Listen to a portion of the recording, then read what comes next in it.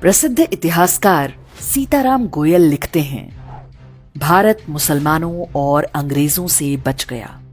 ये आश्चर्य का विषय नहीं है। वो वामपंथ के आक्रमण से भी बच गया। ये हमारे देश का सौभाग्य और संसार की सबसे आश्चर्यजनक घटना है।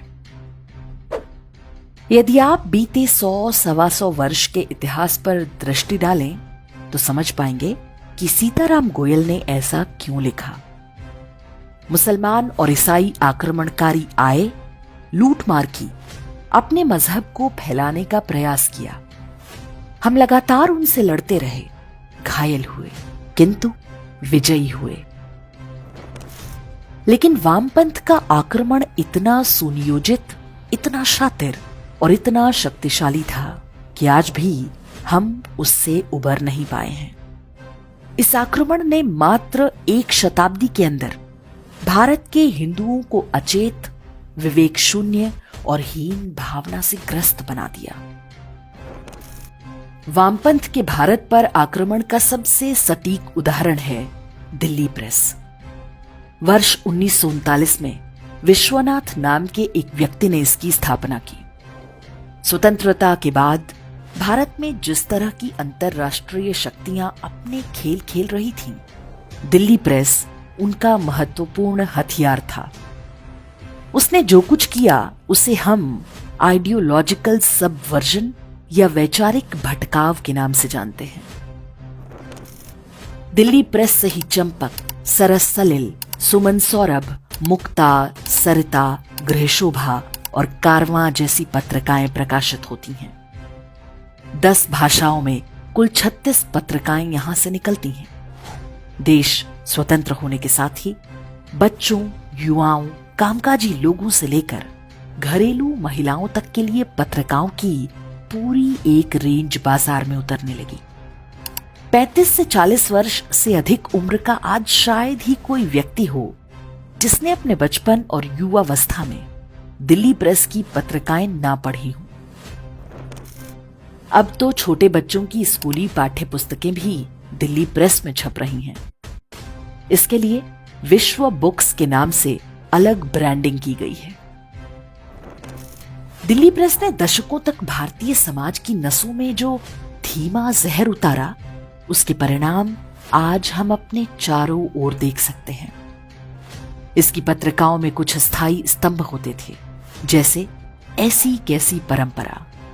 इसमें हिंदू धर्म की परंपराओं, पर्व त्योहारों और मान्यताओं का मजाक उड़ाया जाता था। पाठक उन्हें पत्र लिखकर बताते थे और वो बिना किसी जांच पड़ताल के छप जाता था। लिखने वाली अधिकांश महिलाएं होती थी, जैसे शादी में सास द्वारा दूल्हे की नाक खींचने या विदाई के समय रोने अथवा कोई व्रत, उपवास, कथा इत्यादि का उपहास। इसी स्तंभ में नई दुल्हन के गृह प्रवेश में चावल से भरा कलश गिराने को अन्न की बर्बादी बताया गया था।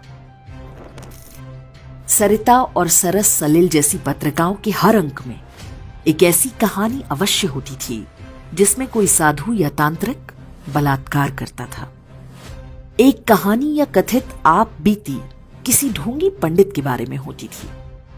मंदिर का पुजारी हमेशा देवदासी से अपनी हवस पूरी करता था और दान के पैसे से मौज मस्ती करता था। सुहागरात पर दलित की बहू को अपनी हवेली पर ले जाने वाला ठाकुर और सूदखोर लाला जैसे आइडिया भी दिल्ली प्रेस की ही देन है। दलित दूल्हे को घोड़ी पर ना बैठने देने की कहानियां दिल्ली प्रेस की पत्रिकाओं में तब छपा करती थी जब देश में ऐसी एक भी घटना सुनने को नहीं मिलती थी। मेरा अब्दुल वैसा नहीं है और रहीम चाचा के बलिदान की फर्जी कहानियां भी दिल्ली प्रेस से ही पैदा हुई। बाद के समय में सास बहू टाइप सीरियल और परिवार तोड़ने के जितने फॉर्मूले गढ़े गए, उनमें से अधिकांश का जन्म यहीं पर हुआ। यह कहना अतिशयोक्ति नहीं कि भारत में सॉफ्ट पॉर्न का आरंभ दिल्ली प्रेस की पत्रिकाओं ने किया। पत्रिका में ऐसे चित्र छपते थे जिन्हें काटकर स्कूली बच्चे अपनी किताबों में रखते थे। यौन समस्याओं के समाधान की आड़ में भी अश्लीलता ही परोसी जाती थी। भाषा अत्यंत फूहड़ और अश्लील। धारा 370 हटने के बाद बच्चों की पत्रिका चंपक में बताया गया कि कश्मीर में बच्चे बहुत चुनौतीपूर्ण स्थिति में हैं।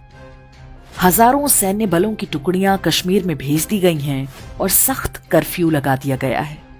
आप कश्मीर के बच्चों के नाम पत्र हमें भेजें। दिल्ली प्रेस की सहयोगी विश्व बुक्स कुछ समय पहले विवादों में आई थी। पता चला कि जब लोग ऑनलाइन ऑर्डर करके श्रीमद् भगवत गीता मंगाते हैं तो वे उसके साथ मुफ्त में एक किताब भेज रहे थे जिसका नाम था भागवत पुराण कितना अप्रासंगिक। कई लोगों ने बताया कि उन्होंने हिंदू धर्म से संबंधित कोई किताब मंगाई तो साथ में बाइबल भी डिलीवर हुई। विश्व बुक्स द्वारा प्रकाशित कुछ पुस्तकों के नाम ध्यान देने योग्य हैं।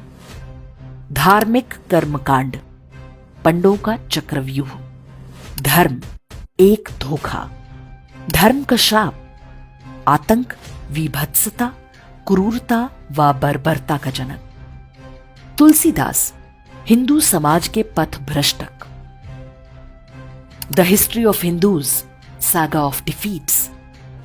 नास्तिकता की आड़ में लिखी गई ये सारी किताबें केवल हिंदू धर्म पर हमला करती हैं। ये सारी किताबें आज भी छप और बिक रही हैं। दिल्ली प्रेस का मुख्यालय झंडेवालान में है। उनका प्रिंटिंग प्रेस दिल्ली से सटे साहिबाबाद में है। ये दोनों हिंदू बहुल क्षेत्र हैं। जिन हिंदुओं को दिल्ली प्रेस की किताबें आतंकवादी, क्रूर और बर्बर बताती हैं, उन्होंने आज तक उनके दफ्तर पर एक पत्थर भी नहीं मारा। आप कल्पना कर सकते हैं कि कोई ऐसी किताबें इस्लाम या ईसाई मजहबों के बारे में छापता तो अब तक क्या हो चुका होता। दिल्ली प्रेस इकलौता नहीं है। उसके जैसे हजारों प्रकाशन और मीडिया समूह देश में चल रहे हैं। वे वामपंथ की आड़ में अपना काम करते हैं। जिस प्रकार से केवल हिंदू धर्म को निशाना बनाते हैं, उससे पता चलता है कि वास्तव में उनके पीछे वही मजहबी शक्तियां हैं जो भारत के टुकड़े टुकड़े करने और सनातन धर्म का समूल नाश करने के सपने देखती हैं। जब सीताराम गोयल कहते हैं कि वामपंथ का हमला सबसे बड़ा था, तो इस बात की गंभीरता को समझना आवश्यक है। तभी हम समझ पाएंगे कि भारतीय धर्म और सभ्यता कितने बड़े चक्रव्यूह से निकल रही है। जब आप और हम ये समझेंगे तो भारत भूमि और हिंदू धर्म के प्रति हमारी श्रद्धा और भी बढ़ जाएगी। सीताराम गोयल के कथन में एक संदेश भी छिपा हुआ है। वामपंथ के आक्रमणों पर हम चुपचाप नहीं बैठ सकते। उनका भी वैसे ही प्रतिकार करना होगा जैसा किसी बाहरी शत्रु के साथ किया जाता है।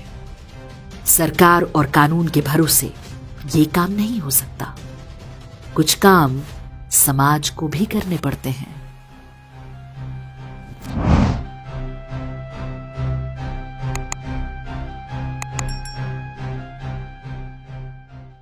इंडेक्स ऑनलाइन के वीडियो समाज को समर्पित हैं।